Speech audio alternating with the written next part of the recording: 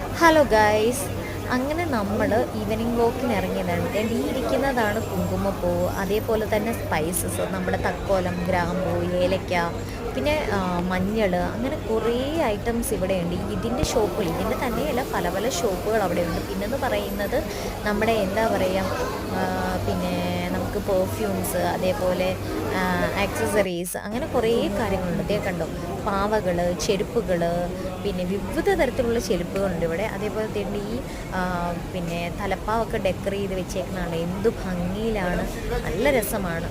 ഈ സ്പൈസസിൻ്റെ ഷോപ്പാണ് കുറേ കൂടുതലായിട്ട്. സത്യം പറഞ്ഞാൽ അവിടെ ചെന്ന് കഴിഞ്ഞാൽ പ്രത്യേക ഒരു മണമൊക്കെയാണ്.